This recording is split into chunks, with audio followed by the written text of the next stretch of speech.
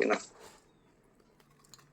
ये जैसे झारखंड जो है उसका 5 डिवीजन है,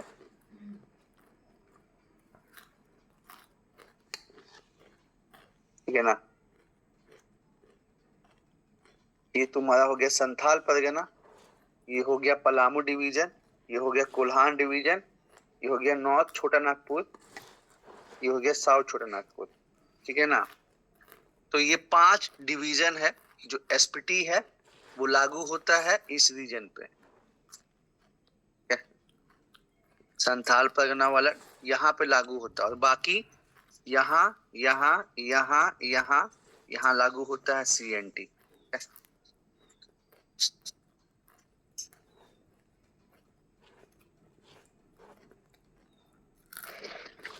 तो हम लोग आज इस पे बात करेंगे, संथाल परगना टेनेंसी एक्ट पे। देखो आंदोलन तो जैसे मतलब 1767 में ये क्वेश्चन पूछा भी था जेपीएससी कि सबसे पहले कहाँ जो है अंग्रेज इंटर किए थे। तो अंग्रेज इंटर किए थे जो सिंहभूम का इलाका है ना, यहाँ पे अंग्रेज जो है सबसे पहले इंटर किए थे। और ढाल विद्रोह पहला विद्रोह था, ढाल रिवोल्ट। और फिर उसके बाद इधर तिलका मांझी जी का भी जो है विद्रोह हुआ था। तो विद्रोह बहुत सारा हो रहा था, लेकिन उसमें क्या है कि उतने ज्यादा लोग मतलब डेथ नहीं हो रहा था, उतना ज्यादा इम्पैक्ट नहीं पड़ रहा था। लेकिन जो संथाल परगना है, और देखो विद्रोह हो क्यों रहा था, अंग्रेज 2 काम कर रहे थे। कॉजेस क्या था, कारण क्या था विद्रोह का, जो भी मतलब छोटा मोटा चल रहा था कि एक तो अंग्रेज जो है सामाजिक हस्तक्षेप कर रहे थे, जो भी मतलब जनजाति का चीज है उसको मानने से इनकार कर रहे थे। एग्जाम्पल के तौर पे जैसे मान लो इनका पंचायत व्यवस्था जो है, जैसे संथालों का मान लो कि मांझी परगना सिस्टम है, संथालों का मांझी परगना सिस्टम, तो अंग्रेज बोले थे कि हम इसको नहीं मानते हैं। उसके बाद भी अपना जो उनका फेस्टिवल है, जो उनका ट्रेडिशन है, उसको मानने से इनकार। और सबसे ज्यादा जो दुखी थे जनजाति लोग और यहाँ के मूल निवासी, वो आर्थिक कारण से थे, इकोनॉमिक रीजन। क्योंकि हम ये तुमको बताए थे कि जनजाति लोग का ना मेरा जमीन तुम्हारा जमीन का कंसेप्ट नहीं था, मेरा जमीन तुम्हारा जमीन का कंसेप्ट नहीं था। वो लोग जो है आपस में मिल के खेती करते थे। जैसे मान लो कि 20 आदिवासी रैयत है, ठीक है ना, और यहाँ पे जो है 50 हेक्टेयर खेत है, तो अपना डिवाइड कर लिए 2.5 और मिल के खेती कर रहे हैं, ठीक है ना। प्लस लगान भी नहीं देना होता था, लगान भी नहीं देना है, नो रेंट, कोई लगान भी नहीं देना, क्योंकि यही लोग जो है जमीन के मालिक है। लेकिन जब अंग्रेज आए तो अंग्रेज क्या कर दिए,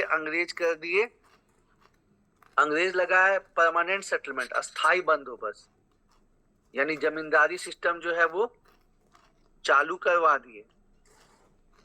अब इससे क्या दिक्कत हुआ, एक तो पहले जो है जमीन पे से अधिकार चला गया, जमीन का अधिकार खत्म हो गया, लैंड राइट खत्म हो गया। क्यों? क्योंकि अंग्रेज बोले कि जब तक तुम जमींदार लगान दोगे पूरा जमीन तुम्हारा है, ठीक है ना। जमींदार को जो है बोला गया कि जब तक तुम लगान पे करोगे लगान तुम्हारा है। तो एक तो जमीन का अधिकार चला गया, दूसरा अब इनको जो है लगान भी देना है, रेंट भी पे करना है, ठीक है ना। और इस लगान को वसूल करने के लिए अंग्रेज बाहर से लोगों को लाके जो है संथाल परगना में मतलब झारखंड में ही बसाने लगे, जिसको दीकू नाम दिया गया, दीकू, लगान वसूल करने के लिए। और ये जो दीकू लोग थे ये तो लगान वसूल करते ही थे, इनकी बहू बेटियों के साथ गलत भी करते थे, ठीक है। तो ये सब जो है मतलब रीजन रहा है। और एक तो तुम्हारा होता है ना कि हर चीज का एक इमीडिएट कॉज होता है। जैसे तुम पढ़ते हो कि 1857 का जो रिवोल्ट हुआ था उसमें जो क्या रॉयल एनफील्ड का जो बंदूक इस्तेमाल हुआ था, उसमें हल्ला था कि जो उसमें बुलेट इस्तेमाल हो रहा है उसमें गाय और ये सुअर का चर्बी का इस्तेमाल हुआ है, उसका इमीडिएट कॉज था। इसमें जो रेलवे का कंस्ट्रक्शन वर्क हो रहा था ना संथाल परगना में, भागलपुर की तरफ रेलवे का जो कंस्ट्रक्शन हो रहा था इधर से भागलपुर की तरफ, ये इमीडिएट कॉस्ट था। हालांकि संथाल विद्रोह को हम डिटेल में कवर तो आशीष सर कराए भी करेंगे, लेकिन हम तुमको बता रहे हैं कि इमीडिएट कॉस्ट था कि रेलवे लाइन का बनना। और एक सिस्टम जो है अंग्रेज चलाए थे, कम्युनिटी सिस्टम, बंधुआ मजदूरी जिसको कहते हैं ना, उस टाइप का। तो ये एग्जाम में पूछ सकता है कि कम्युनिटी सिस्टम का जो है वो मतलब किससे संबंध है। तो यही सब रीजन हम लोग जो देखे, सामाजिक कारण,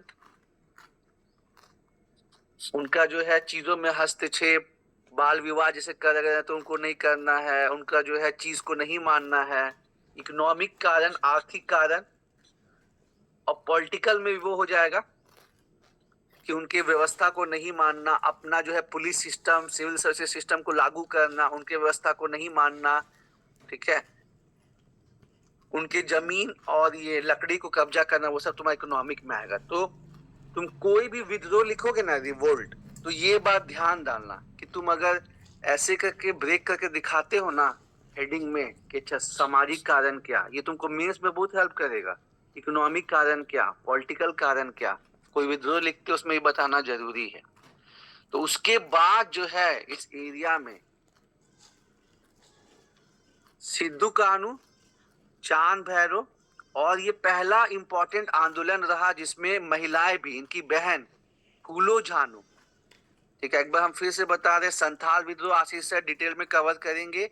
यहाँ पे मेरा मकसद बस तुमको बताना है कि हाँ संथाल विद्रोह हुआ और उसके वजह से जो है फिर अंग्रेज डर गए। 7वां स्टूडेंट भी कोई एंट्री कर लिया है, अच्छा नहीं तो ये, तो ये जबरदस्त विद्रोह जो है सिद्धू कानू, चांद भैरव और इनकी बहन फूलो झानो, और फिर इसके वजह से 1855 और 56 कम ही टाइम तक जो है ये विद्रोह चला, लेकिन इसका इंपैक्ट इतना ज्यादा रहा ना, इतना ज्यादा रहा कि कार्ल मार्क्स, जिनको फादर ऑफ कम्युनिज्म कहते हैं, इन्होंने कहा था India's first people revolt, Bharat की पहली जन क्रांति। सोचो कहा, मतलब वो बैठे हैं यूरोप में और इम्पैक्ट इतना ज्यादा रहा, मतलब ऑफिशियल डाटा है कि 15,000 लोग शहीद हो गए। मतलब अभी छिटपुट अलग अलग जगह विद्रोह हुआ था, ठीक है ना, अलग अलग जगह विद्रोह हुआ था, लेकिन इसके पहले कभी भी ऐसा नहीं हुआ था कि इतना बड़ी संख्या में जो है ना लोग का शहादत हो, ठीक है ना। तो इसका इम्पैक्ट बहुत ज्यादा हुआ और अब हम लोग का कहानी जो है वो स्टार्ट होगा। उसके पहले तुम लोग जान जाओ कि टीनेंट का मतलब क्या होता है, ठीक है ना। टीनेंट का मतलब होता है कि जो किसी से जमीन लेता है उसको काश्तकार बोलते हैं, ठीक है। और सिंपल भाषा में ऐसे समझ लो कि जो लैंडलॉर्ड, भूस्वामी, जो भूस्वामी से जमीन लेता है अलग अलग मकसद के लिए, उसको काश्तकार बोलते हैं, टीनेंट।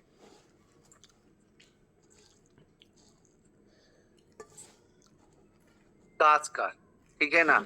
और हम तो क्या बोले कि जो अंग्रेज आए वो जमींदार को बना दिए कि तुम जमीन के मालिक हो, और जमींदार क्या करने लगा, किसी को कभी भी जमीन से बेदखल कर दे रहा है, इजेक्टमेंट जो हम बात करते हैं, इजेक्ट कर दे रहा है, कभी भी लगान बढ़ा दे रहा है, ठीक है। मतलब टीनेंट्स के साथ बहुत गलत हो रहा था, इसीलिए चेंजेस हुआ और क्या बना, इसीलिए चेंजेस हुआ और तुम्हारा बना काश्तकारी अधिनियम, ठीक है। तो मतलब अरेंज करने के लिए देते हैं, तो सबसे पहले तुमको ध्यान में रखना है कि संथाल विद्रोह हुआ, संथाल रिवोल्ट।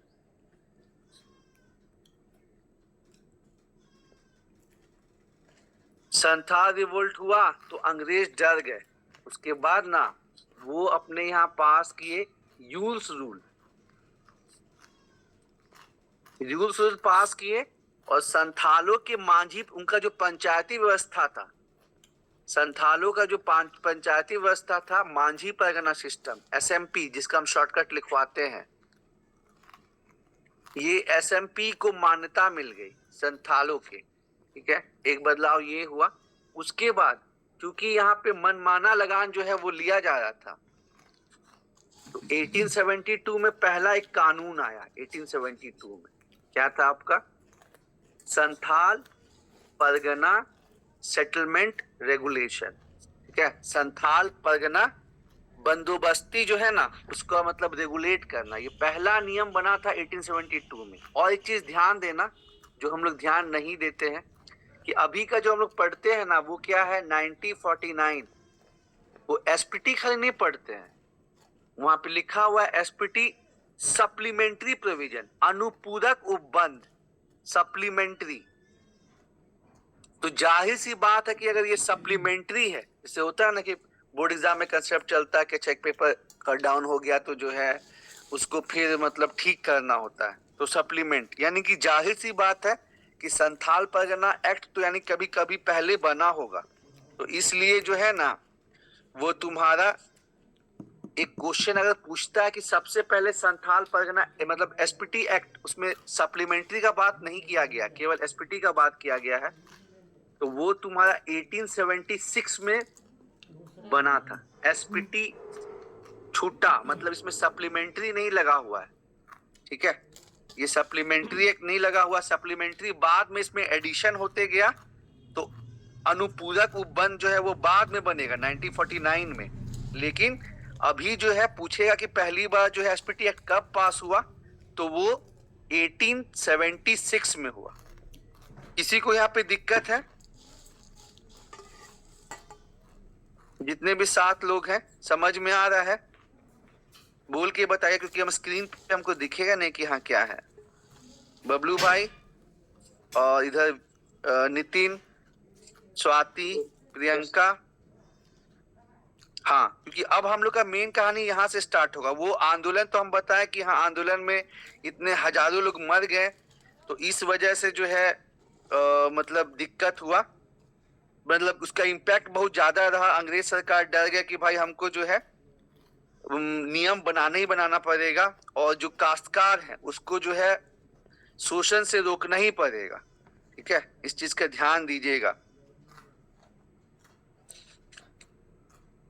तो पहले क्या किया गया, रूल पास किया गया कि भाई जो संथालों का सिस्टम है, क्योंकि जाहिर सी बात है कि मेरा जो अपना ट्रेडिशन कल्चर है, अगर हम अपना गांव को इस विधि विधान से चला रहे हैं, मांझी परगना सिस्टम से, और कोई बाहरी आता बोलता है कि हम तुम्हारे सिस्टम को नहीं मानेंगे, तो फिर जाहिर सी बात है कि दिक्कत तो होगा ही होगा। और उसके पहले आर्थिक शोषण, सामाजिक शोषण, राजनीतिक शोषण, सब चीज चलिए रहा है। तो पहले इसको मान्यता मिली, उसके बाद संथाल परगना बंदोबस्ती regulation, Santhal Pargana settlement regulation act नहीं था, ये ध्यान में रखिएगा। ठीक है, रेगुलेशन था, उसको 1872 में पारित किया गया। संथाल परगना अधिनियम जो है वो पारित हुआ आपका 1876 में, और फिर 1886 में हुआ संथाल परगना रेंट रेगुलेशन।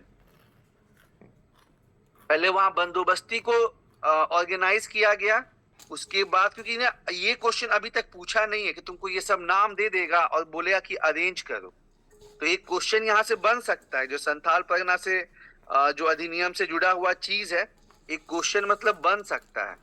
तो इसको ध्यान में रखना कि कैसे कैसे चीजें हुई हैं, और यही हम टेस्ट में भी पूछे थे। जो स्टार्टिंग वाला टेस्ट जो लोग दिए हों उनको ध्यान होगा कि अरेंज करने, और क्लास में भी मतलब दिए थे। ठीक है, क्लास में भी दिए थे, तो इसको तुमको ध्यान करना है कि अच्छा ऐसे ऐसे चीजों का जो है डेवलपमेंट हुआ था। या तुमको खुला भी पूछ सकता है कि बताइए संथाल परगना बंदोबस्ती regulation, Santhal Pargana settlement regulation जो है वो कब पारित हुआ था, ऐसा भी पूछ सकता है। ठीक है ना स्वाति, समझ में आ रहा है ना? तो स्क्रीन पे आ जाता है, मैसेज किसी का दिख नहीं रहा है। इधर जितने भी 6 लोग हैं, आइडिया लग रहा है?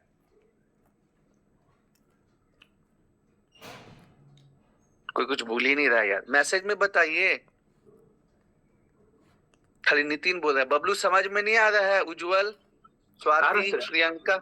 हाँ हाँ हाँ, स्वाति समझ में आ रहा है ना? प्रियंका ये अभी डेवलपमेंट बता रहे कि कैसे कैसे जो है ना, मेन जो क्वेश्चन मतलब रहता है वो अंदर से आता है। ये डेवलपमेंट है कि हाँ ये क्या चीज है, कैसे कैसे डेवलप हुआ है, ये सब समझ में आ रहा है मेन तो। हाँ ठीक है ठीक है, मेन जो है उसके मतलब तो अंदर से क्वेश्चन पूछा जाता है कि हाँ कब क्या हुआ, कब क्या हुआ, उसको ध्यान देना है। सर थोड़ा सा जो टफ वर्ड होता है ना सर, उसको भी थोड़ा थोड़ा डील कर दीजिएगा सर, जैसे बंदोबस्त, मालगुजारी, ये सब जो होता है कुछ वर्ड उसको थोड़ा सा बता करेंगे करेंगे सब धीरे धीरे होगा। तो बंदोबस्त का मतलब कि वो सेटलमेंट है, वो अभी बताएंगे कि क्या है, ठीक है ना। जब हम उसको क्या बोलते हैं, तुमको जब सेक्शन में घुसेंगे ना तो वहां से माल गुजारी जो रेंट देता है ना उसको माल गुजारी बोलते हैं गांव के भाषा में। हाँ सर, ये सब थोड़ा थोड़ा सभी को समझा दीजिए। हाँ हाँ हाँ ठीक है ठीक है ठीक है, बिल्कुल बिल्कुल बिल्कुल बिल्कुल डील करेंगे, इसका टेंशन नहीं लो। चलो अब आगे हम लोग बढ़ा जाए। इसके बाद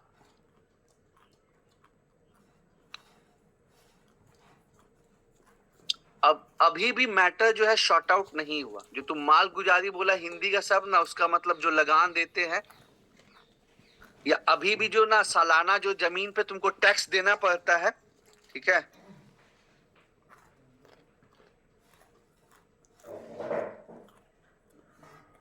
एक मिनट रुकना जरा।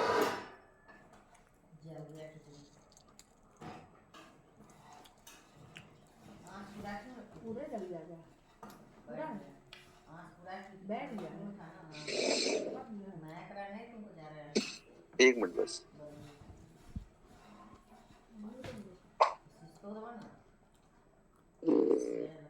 एक कोई नया स्टूडेंट सही टाइम पे मैसेज कर दिया।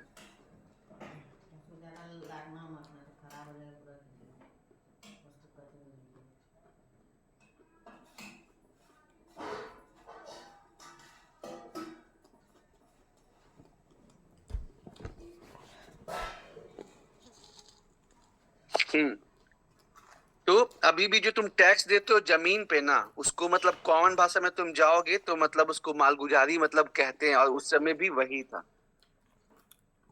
चलो आनंद भी आ गया, सही है। चलो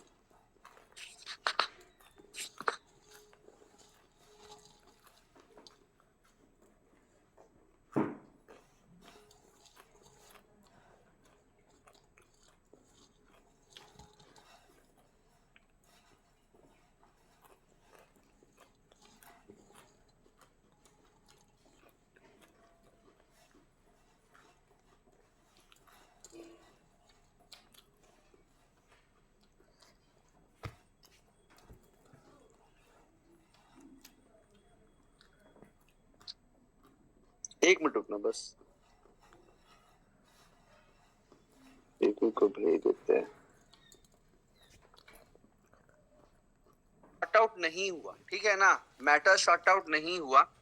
तो फिर जो है ना, अब दो रिपोर्ट, दोनों में दो दो रिपोर्ट रहेगा। सीएनटी के पहले भी दो रिपोर्ट तैयार होगा और इसमें भी दो रिपोर्ट तैयार होगा, ठीक है ना। इसमें पहले आएगा 1908 में मैकफर्सन रिपोर्ट। कोशिश की जा रही है कि मतलब ऑर्गेनाइज किया जाए, लेकिन हो नहीं पा रहा है, चीजें जो है वो ठीक नहीं हो पा रही है। तभी देखो मतलब पहले तो यहाँ पे कर दिया कि संथाल विद्रोह हुआ। आनंद देखो यही अब लोग डिस्कस कर रहे हैं कि संथाल विद्रोह हुआ, उसके बाद अंग्रेजों को एहसास हुआ कि भाई हमको जो है, और जो बोले ना काश्तकारी मतलब सिस्टम क्या, ये थोड़ा समझ जाओ कि हाँ क्या है। तो दो अलग अलग सिनेरियो था, केस 1 और केस 2। केस 1 में क्या था,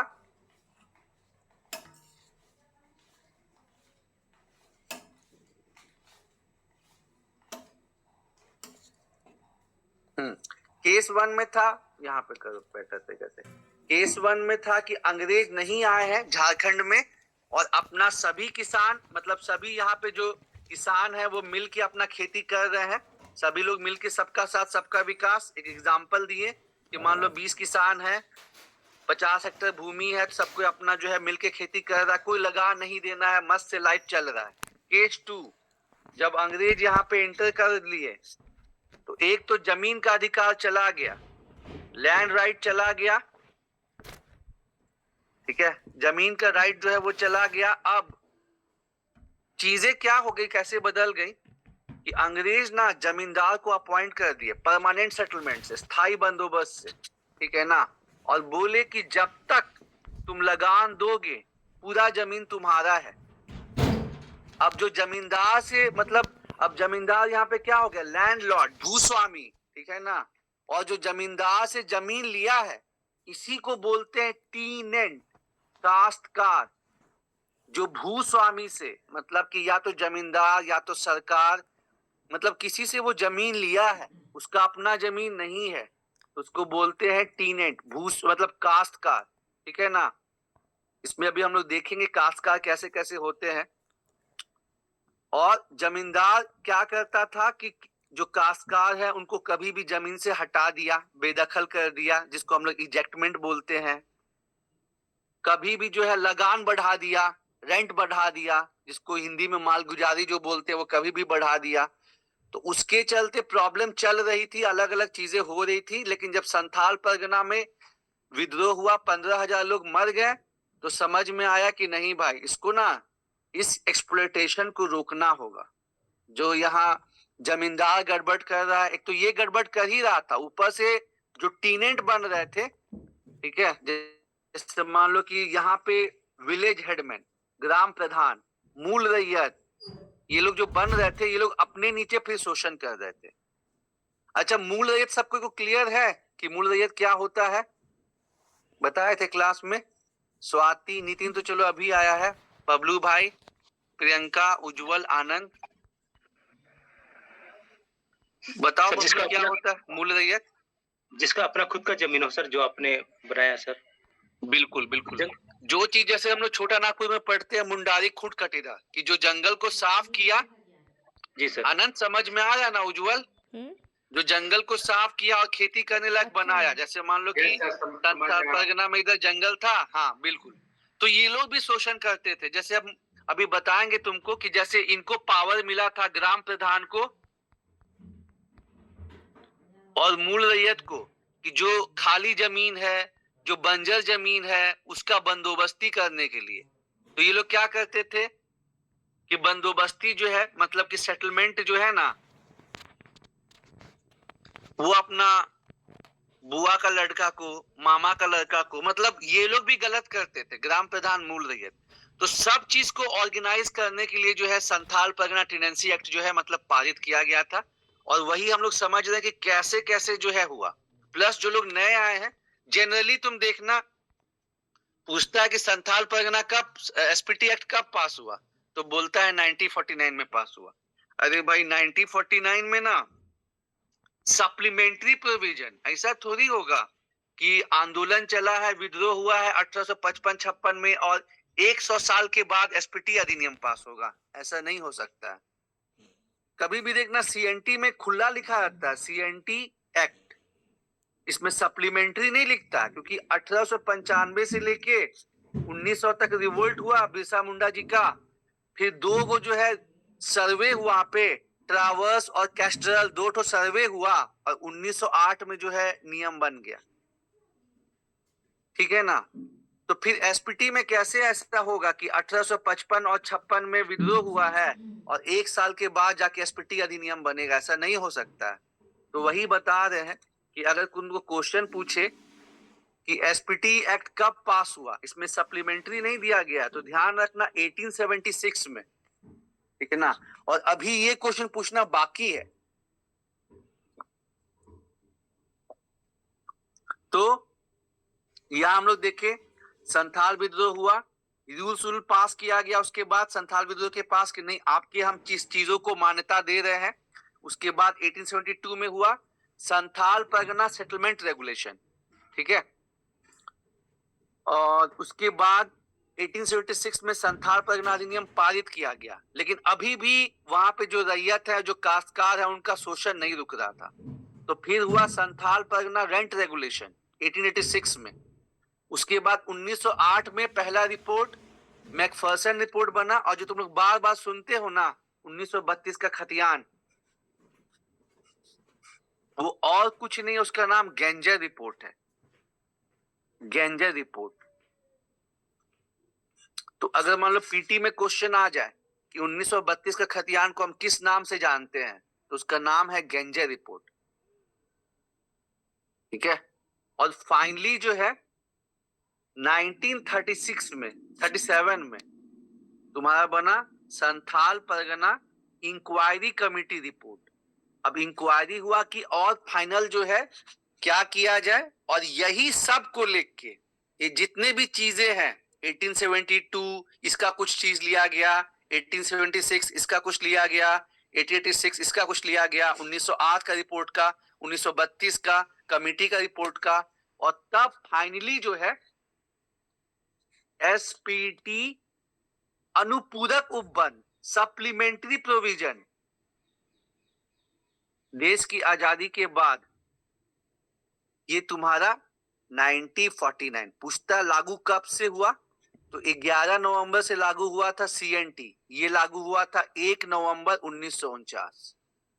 समझे? तो बैकग्राउंड जो है तुम्हारा ये है कि कैसे कैसे जो है ना इसका चला है। रे भाई हैंग कर गया का,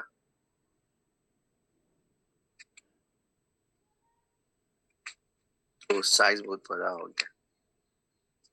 समझ में आया कैसे कैसे जो है ये बना है, कैसे कैसे हुआ है?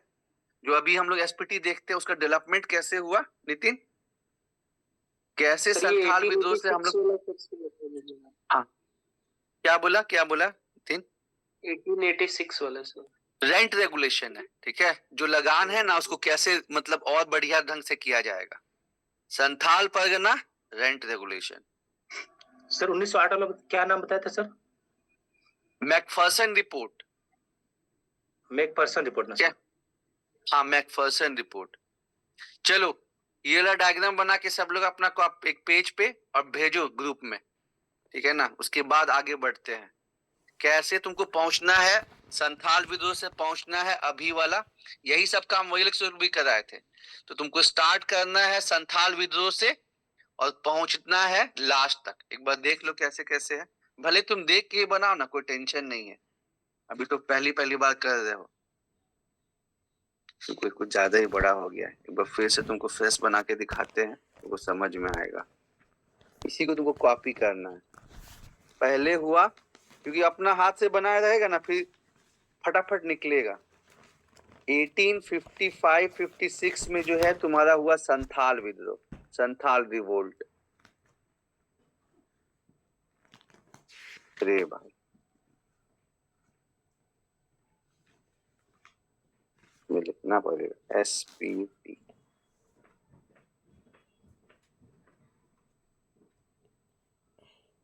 ठीक है ना, संथाल रिवोल्ट।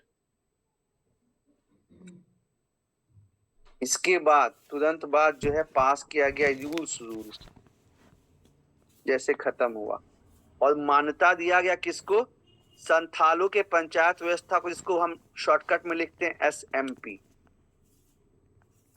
अब पहला कानून जो बना वो था संथाल परगना सेटलमेंट बंदोबस्ती रेगुलेशन को रेगुलेशन।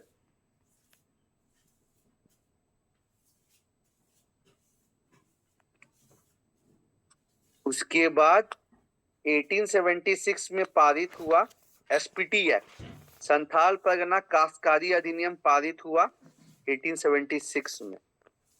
अब फिर 1886 में पारित हुआ संथाल परगना रेंट रेगुलेशन, लगान को थोड़ा रेगुलेट करिए। उसके बाद 1908 में मैकफर्सन रिपोर्ट, फिर भी मैटर शॉर्ट आउट नहीं हुआ। 1932 में 32 का खतियान गेंजर रिपोर्ट, अभी भी मैटर शॉर्ट आउट नहीं हुआ। 1937 में फिर बना तुम्हारा Santhal Pargana inquiry committee report, और तब ये सब को मिला के प्लस करके फाइनली तुम्हारा जो है मतलब बना था अधिनियम 1 अप्रैल को, बना था 1 अप्रैल को। अगर पूछा कि बन के कब तैयार हुआ तो 1 अप्रैल को बन के तैयार हुआ था, ठीक है ना। जैसे अपना जो संविधान है वो बन गया था 26 नवंबर 1949 को, लेकिन लागू हुआ 26 जनवरी 1950 को। वैसे ही ये है कि बन गया 1 नवंबर 1949 को, ये बन गया एसपीटी सप्लीमेंट्री अनुपूरक उपबंध, ठीक है, प्रोविजन अधिनियम, लेकिन ये लागू हुआ 1 नवंबर 1949 को। चलो इसी को तुम लोग अपना जो है ना थोड़ा करके और मतलब भेज दो टेलीग्राम ग्रुप में फटाफट। उसके बाद हम लोग बताते हैं। अब बैकग्राउंड क्लियर हो गया ना, अब तुमको मतलब मजा आएगा। देखो यहाँ पे कोई देख ही के बना लो, कोई दिक्कत नहीं है।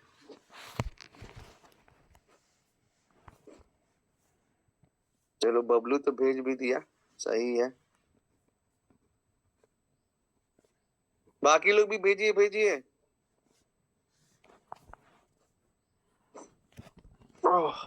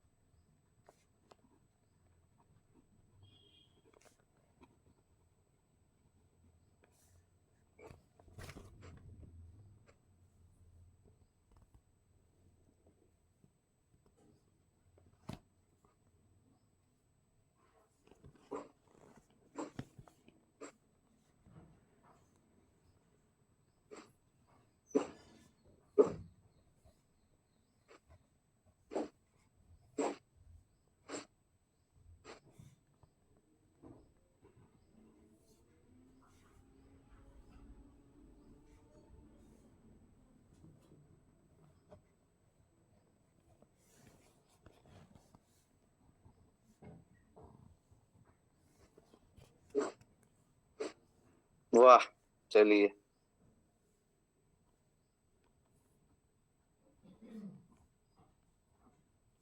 कितना लोग भेज दिया? 4 लोग भेज दिया है, 2 लोग का बस रह गया।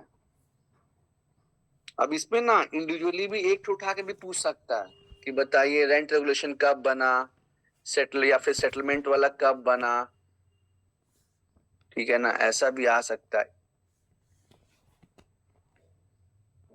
और 1-2 जन का बस रह गया है, भेज दीजिए। सर हम ग्रुप में नहीं है सर। अच्छा तो तुम मेरे को वहीं भेजना व्हाट्सएप में। नितिन है ना, नितिन तो अभी लास्ट में कांटेक्ट ही किया है। तुम मेरे को ग्रुप ही इधर ही भेजो, व्हाट्सएप में ही भेज दो। ऐड कर लेंगे तुमको आज,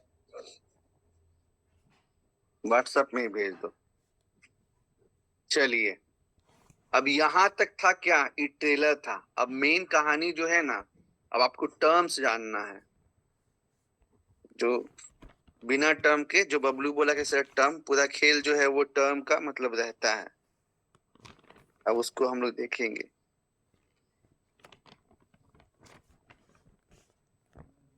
और टर्म समझ गए तो फिर कोई दिक्कत नहीं है।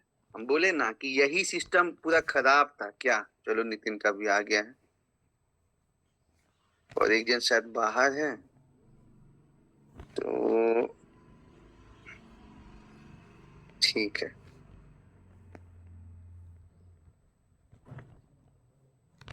अब टर्म देखिए, जो टर्म है मतलब वहीं पे दिक्कत होता है। इन एंड काश्तकार, चाहे सीएनटी हो चाहे एसपीटी हो, ठीक है ना, क्या होता है, छोटा नागपुर टीनेंसी एक्ट, काश्तकारी अधिनियम एसपीटी, संथाल परगना टीनेंसी अधिनियम, यही काश्तकार के राइट्स को बचाने का बात, ठीक है, इनके अधिकारों को बचाने का बात। जो उल्टा पुल्टा जो है जमीन का बंदोबस्ती हो जा रहा है, मामा चाचा वो सब फूफा के बेटा से, उसको रोकने का, ठीक है ना। जो मन तो लगान लगा दिया जा रहा है, ठीक है। मतलब मकसद क्या क्या है काश्तकारी अधिनियम का, चाहे वो सीएनटी हो, एसपीटी हो, या कोई भी टीनेंसी और अलग अलग जो है अपना कहीं भी टीनेंसी एक्ट हो, कि जो टीनेंट है कास्ट का, क्योंकि हम तुमको बताया ही कि इंडिया में एक बहुत बड़ा फेरबदल हो गया अंग्रेजों के कॉलोनियल पॉलिसीज से, ठीक है ना, कि जो जमींदार है वो जमीन के मालिक हो गए। इतना हिसाब किताब खराब हो गया कि आज तक इंडिया को सफर करना पड़ रहा, चाहे वो नक्सलिज्म हो या इतना गरीबी हो, क्योंकि जब अंग्रेज छोड़ के गए 1947 में, तो समझ लो कि 60% जमींदार के पास 60% भारत का जमीन था। सोचो, इतना सब कुछ बदलाव, इतना सब कुछ होने के बाद, तो पहले क्या ये लोग मतलब ना जुल्म और क्या एक्सप्लॉयटेशन करता होगा, उसका तुम अंदाजा नहीं लगा सकता। अभी इंडिया में इतना इनइक्वालिटी है, असमानता है कि 10%, ऑक्सफैम का रिपोर्ट बोलता है ना कि 10% भारतीयों के पास 70% वेल्थ है, अमीर लोग जो है। तो ये सब क्यों है? ये लोग कहीं ना कहीं मतलब एक तो जमींदार और मतलब जो इनइक्वालिटी है वो सब कहीं ना कहीं रहा है। तो काश्तकारी अधिनियम क्यों बना ये समझ में आया सब लोग को? जितने भी 6 लोग हैं टीनेंट्स, उसका क्या मकसद रहा? What is the purpose of tenancy act? Basic समझना है स्वाति।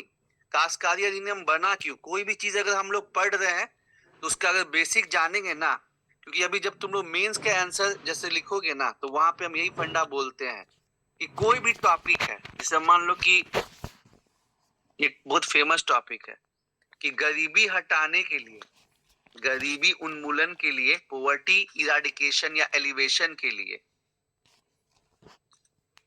इसको बोलते हैं पॉवर्टी एलिवेशन या गरीबी उन्मूलन के लिए इतना सारा स्कीम चला, लेकिन फिर भी जो है कामयाबी नहीं मिली। तो पहले तुमको बताना होगा कि गरीबी क्या होता है, ठीक है ना। भूमिका जब लिखते हैं इंट्रोडक्शन, तो क्या होता है उसमें पहले बताते हैं कि ये गरीबी क्या है, पॉवर्टी क्या, उसको डिफाइन करते हैं। उसके बाद जो गरीबी उन्मूलन का मतलब इसका कॉजेस, मतलब पॉवर्टी का क्या कारण है, थोड़ा वो बताते हैं। मतलब कैसे आंसर को लिखते हैं, क्या है,